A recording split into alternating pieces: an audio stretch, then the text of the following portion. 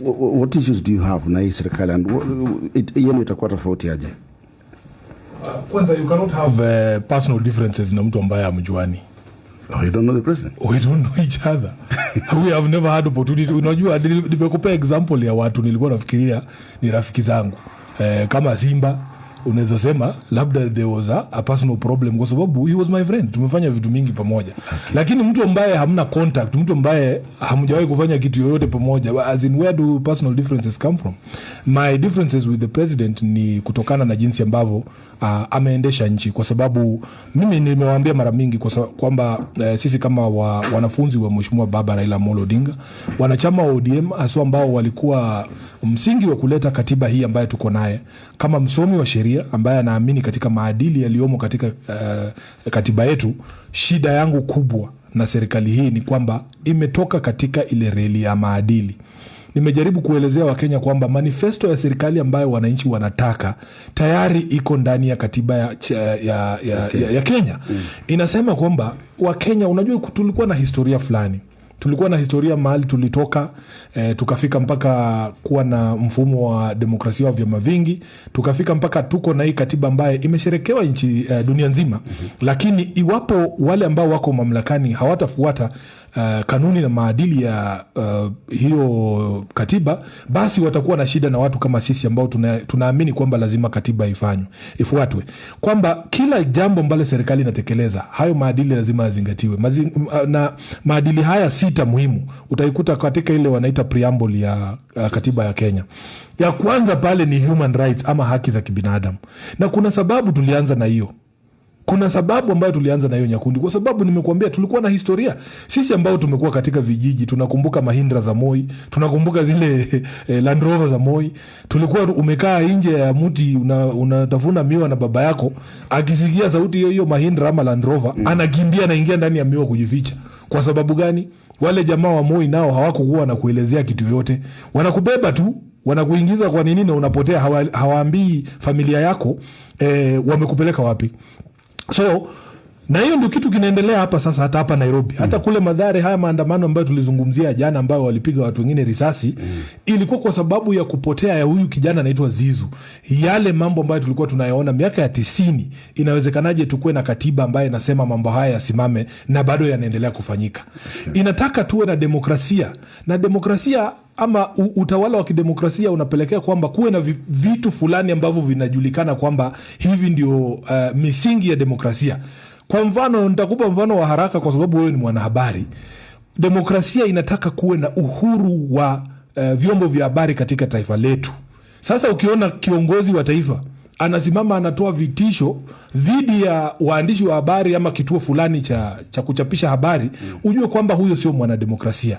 Tuna uhuru wa kusema, tuna uhuru wa kukutana. Hizo ndio tenets za demokrasia. Na uhuru wa vyama vingi, kwa sababu lazima tuheshimiane. Kila mtu ajue kwamba hatuwezi kuwa tunavivunja vyama eti tukue na chama kimoja kikubwa. Hiyo ni kuturudisha miaka ya KANU. So unapoona maadili haya, na ndio maana watu wanatuuliza, nyinyi mkipewa hiyo nafasi mtafanya nini tofauti lini? Ni simple sana. Wakenya tayari wamekupatia blueprint. Wanasema haya maadili 6 tunataka kuona mkiendesha serikali kulingana na maadili haya, kwamba kuwe na heshima kwa haki za binadamu, kuwe na demokrasia katika taifa letu. Uwezi kumfunga kijana ama mbebe kijana ati kwa sababu amepost kitu kwa social media alafu ujiite mwanademokrasia. Tunasema kuwe na utawala wa sheria. Utawala wa sheria inamaanisha kwamba kama kuna mzozo kati yangu na wewe Nyakundi, mzozo huo utatuliwe kulingana na sheria. Na yeye sasa, kwa sasa hivi mahali tunakosania na yeye, mtazamo wangu tofauti na yeye anaamini utawala wa mambo ni matatu. Mambo ni matatu ndio utawala wa William Ruto. Sisi tunasema tunataka utawala wa sheria. Kila mtu awe subject kwa sheria. Na kitu ambacho wananchi hawaelewi ni kwamba wawekezaji wengi, unajua, wanatuuliza kwa mfano tutashughulikia vipi hili swala la ukosefu wa ajira. Ukosefu wa ajira unategemea wawekezaji wa kibinafsi waweze kuweka pesa zao hapa. Kwa mfano hili shirika la Royal Media. Royal Media kuna wakati ambao ilikuwa inanyanyaswa sana na serikali ya Moi. Hata walikuwa wamefunga wakati moja. Sasa nakuuliza, kama hii Royal Media tukifunga leo, ni kazi ngapi ambazo zitapotea? Kazi ngapi ambazo tutapotea shirika la Standard Group likifungwa kesho kwa sababu watu wamekosana na mheshimiwa rais? Hakuna mwekezaji ambaye anaweza kuweka pesa katika nchi ambayo haiheshimu sheria.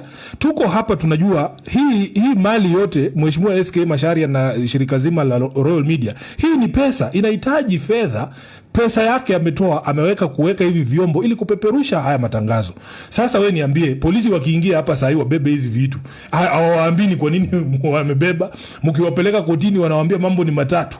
Hakuna mwekezaji ataweka pesa yake katika nchi ambaye haifuati ule utawala wa sheria. Okay. Kwa sababu mizozo huwa ikitokea, na mingi ya mizozo, kama wakili najua, mizozo inatokea kati ya serikali, kwa sababu serikali ndio yenye kutoa leseni, na wawekezaji wa kibinafsi. Mwekezaji wa kibinafsi anataka kujua, akija hapa Nairobi anunue shamba hapa, aweke mradi wake pale, hata amka kesho aambiwe hiyo shamba by the way umejenga ni senator wa Nairobi pia ako na title yake.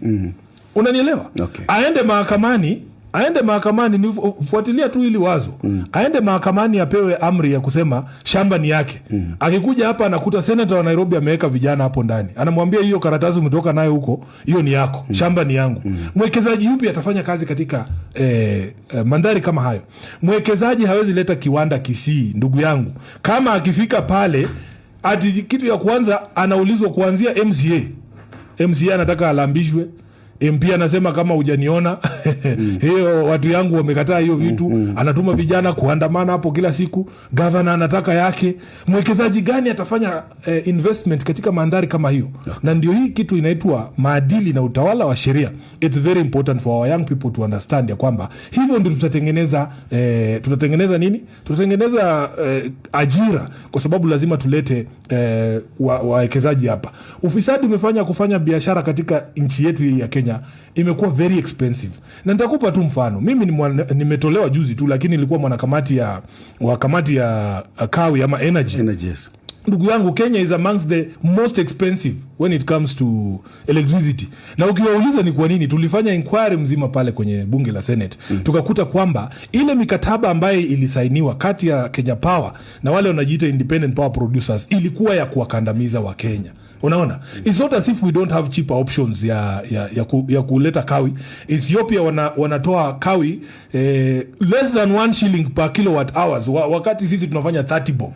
Ethiopia hawa ndugu zetu na wanatuuzia, lakini hatutaki kununua hiyo. Tunataka tununue ile yenye sisi contract zetu zinaambatana nayo. Okay. Haya, hii ushuru ambaye amewekea wawekezaji, kwa mfano ushuru ambaye Royal Media inalipa lazima ingeongezeka, kwa sababu hizi levies za housing na SHA ambazo zimeongezewa, pia kuna zile ambazo zinakontributiwa na mfanyikazi na yule mwajiri. So kama hili shirika lilikuwa linaweza kulipa wanahabari 5, ukiongeza kosti yao ya kufanya biashara, watasema tuna afford 2 peke yake. Ndugu yangu, haya maswala ni muhimu.